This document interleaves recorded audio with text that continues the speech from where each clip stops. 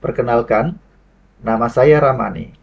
Saya adalah guru bimbingan dan konseling di SMA Negeri 1 Kendal, Kabupaten Kendal, Provinsi Jawa Tengah. Pada kesempatan ini, saya akan mendesain sebuah strategi dalam mewujudkan pemikiran Ki Hajar Dewantara, yaitu pendidikan yang berpihak pada murid sesuai dengan konteks diri murid dan sosial budaya di Kabupaten Kendal. Filosofi Ki Hajar Dewantara, yaitu pendidikan yang berpihak pada murid.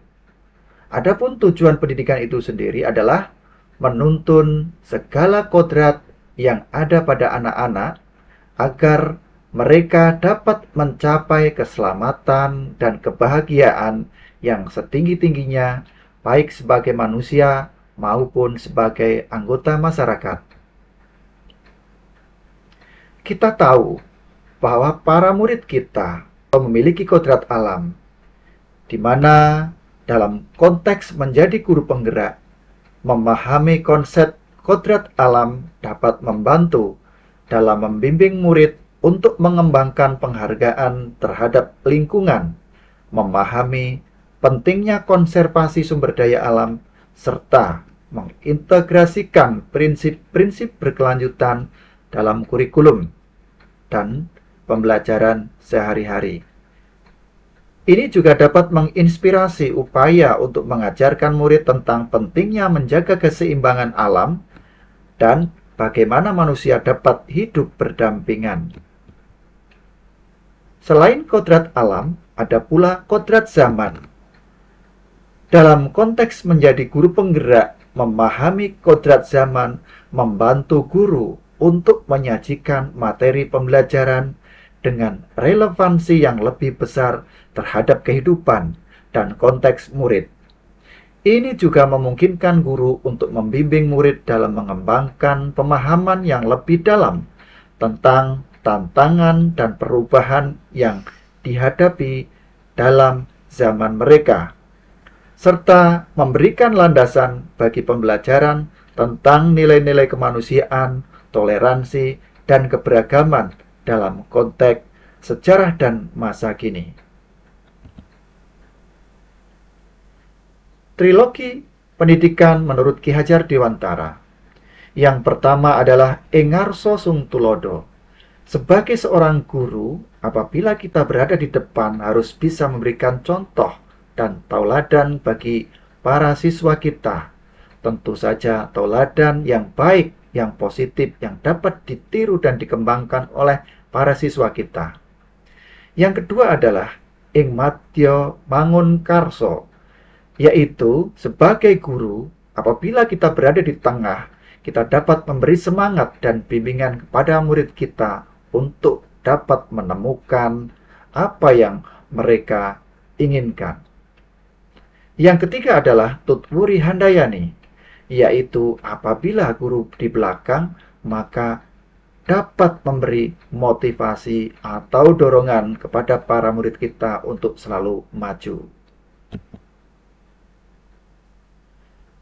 Pendidik diibaratkan seorang petani yang bertugas merawat sesuai kebutuhan dari tanaman-tanamannya agar tumbuh dan berbuah dengan baik. Tentu saja beda jenis tanaman, beda pula perlakuannya. Peran pendidik diantaranya adalah mampu untuk mentransfer ilmu, mampu mentransfer nilai-nilai karakter dan budi pekerti, dan yang terpenting adalah menciptakan pembelajaran yang menyenangkan. Tantangan kita sebagai guru ke depan diantaranya adalah karakter dan bakat minat siswa kita yang beragam perlu perhatian khusus dari kita. Ada pula murid yang kurang aktif dan kurang motivasi. Ini juga perlu dukungan guru. Lalu belum terciptanya merdeka belajar dan pembelajaran yang menyenangkan. Ini butuh kita ke depan untuk lebih baik lagi.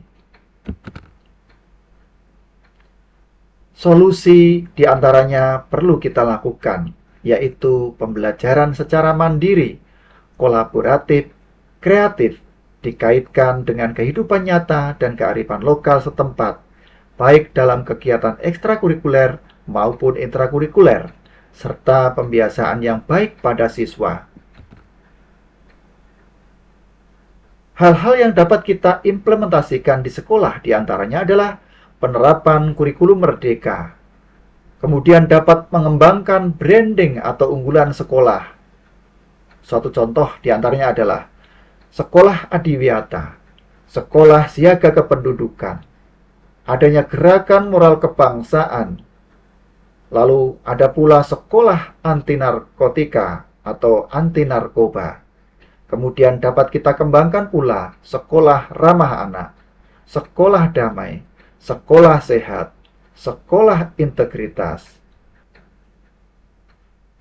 Selain itu adalah kolaborasi dengan pihak-pihak luar, pemanfaatan MGMP sekolah, kolaborasi dengan praktisi, belajar di tingkat sekolah. Implementasi lain di sekolah diantaranya pembiasaan ibadah, pembiasaan kepemimpinan di setiap kelas dengan terdapat organisasi kelas. Perlu pula kita membentuk duta satgas kebersihan agar kebersihan di lingkungan sekolah selalu terjaga. Selain itu, kita perlu membentuk duta atau relawan satgas anti narkotika. Ini bertujuan untuk membendung banyaknya serangan narkoba kepada kaum remaja atau para siswa kita. Kemudian perlu kita juga membentuk duta satgas integritas. Kemudian membentuk duta atau satgas siaga kependudukan. Dan yang terpenting adalah kegiatan yang dapat menggerakkan seluruh komponen siswa agar terlibat di dalamnya. Demikianlah, semoga ini dapat bermanfaat untuk diri saya sendiri maupun guru lain untuk tergerak dan bergerak selalu menjadi pemimpin pendidikan. Terima kasih, saya akhiri. Wassalamualaikum warahmatullahi wabarakatuh.